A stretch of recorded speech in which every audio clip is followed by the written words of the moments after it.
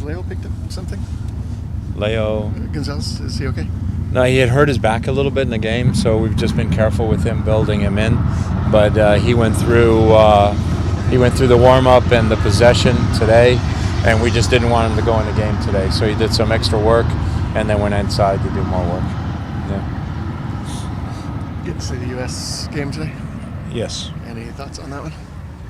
Ireland won 4-1. It's nice to see Jordan Morris get a cap. It's just, again, those are Jurgen's things, as to how they played, etc. Early on it looked promising and looked good for the team, but later on, and obviously, didn't go so well.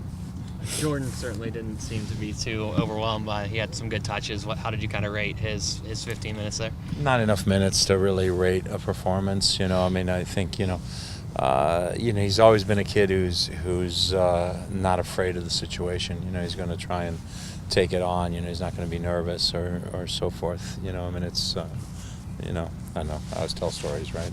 So here's my Paul Caligiuri story, and I thought it was fantastic. Paul Caligiuri, while he was still attending UCLA, gets selected for the FIFA UNICEF All-Star Game after the World Cup in '86. So they're all professional players who had played in the World Cup, and Caligiuri was the token American, and he was still a collegiate player. I think it's the only time, and probably will be the only time ever, a collegiate player played in the FIFA UNICEF All-Star Game. So Caligiuri naturally is on the bench, and so he comes in off the bench. And Julio Cesar, the big center back from Brazil, he gets the ball, and Cal's in at left back, and he looks to Cal, pulls the ball over and plays it the other way. Gets the ball again, looks at Cal, pulls the ball over and plays it the other way. Gets it a third time, looks at him, plays it to him. And I'm thinking, okay, if I'm Caligiuri now, I'm just going to connect the most simple pass, because obviously this guy doesn't have confidence in me, or whatever. Caligiuri, being typically Paul, very confident guy, touches the ball inside to his right foot and hits like a 60-yard cross-field ball right onto the foot of Paulo Rossi.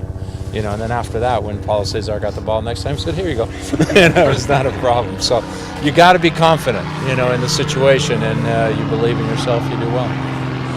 Do y'all have any hopes that number 19 in the dispersal draft might yield anything for you guys? Not really.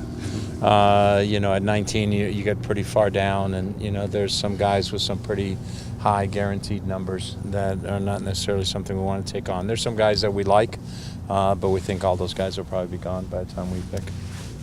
But you never know. That's why you get on the phone call.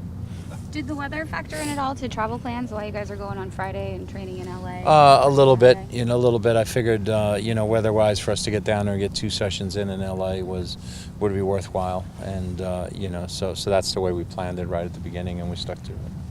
Is Ozzy still progressing as expected? Yeah, he was out. You guys didn't see him, but he was out running on the field today. So he ran inside yesterday, he ran on the field today. He said he felt much better, and tomorrow, we'll see if he's in the warm-up or not. That's where we're at. Two of the top coaches in the MLS, and you and Bruce, so what are your thoughts going against him in this important game coming up? Well, if it was him and I kicking the ball, it would make for an ugly game, especially since he was a goalkeeper. I'll rub that in on Bruce. No, but and we only played against each other once when I was in college. He was a goalkeeper for Cornell, and I played for UCLA, and we won 1-0. But it was a game that, under the new concussion protocol, I would have never finished the game because I got concussed early on in that game, and I cannot remember anything about that game. I wish I could, but no, it's our teams that are going to be playing each other, and his teams are always well prepared, and they always play with good energy and good quality, and it's going to be a good series. So you knew coming into the season that you were going to have a lot of depth, and because of the World Cup call-ups and so on. Knowing what you knew in the last offseason, how well do you think you managed the personnel issues around that to leave yourself in position to exploit the postseason. You know, I mean, I think we did a pretty good job of that. We got some players that we felt could help us, and the main thing is those players came through and played well. You know, there were periods of time, obviously, where Chad Barrett did a great job scoring goals for us, and Kenny Cooper played some important minutes and got some important goals for us as well. You know, we've had Andy Rose and Michael Azira have to step into midfield at various times. You know, having Brad being able to drop back and play right back while DeAndre was gone, and having Marco Papa and Nagel here, you know, gave us that depth in midfield. So I think, you know, we had it covered, but at the end of the day, the players have to perform. But I think the players stepped up and performed well. Let's talk about the teams there. This is basically the last two games you guys played in the regular season. Was kind of a preview for this series, you think, or how do you think it'll change? Yeah, if it goes the same way, I'll be very happy. You know, we'd be very happy with the draw down there and coming home and winning at home. But you never know. Each game takes on, like I often say, takes on its own personality. And, you know, it's going to be exciting. It's going to be two good teams playing each other. Both teams know that the winner of this series hosts MLS Cup. And, you know, that's extra motivation. Looking back to the last time you guys were in LA, what your team was able to do to kind of break through the back four, is that something you hope to obviously replicate? Yeah, obviously we want to do the good things that we did there and not do the things we didn't do well. But they're a team, you know, like I said, against the Galaxy, you're going to get chances, and they're going to get chances because of the quality of offense that they have, and it's how you finish. And, you know, they finished a couple of good goals, a little bit fortunate maybe, but a couple of good goals there.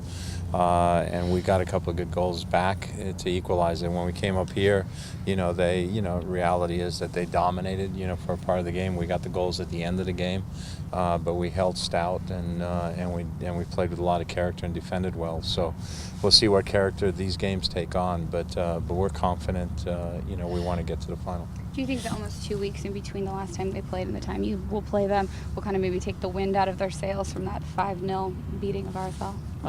You don't know. I mean, they've got that in their confidence. I mean, I think 2 weeks is hard for any team. It takes you out of your rhythm a little bit. So, you know, we tried to focus, have some fun, train last week, and, you know, we're down to business this week. Great. Thanks, guys. Okay, thank you.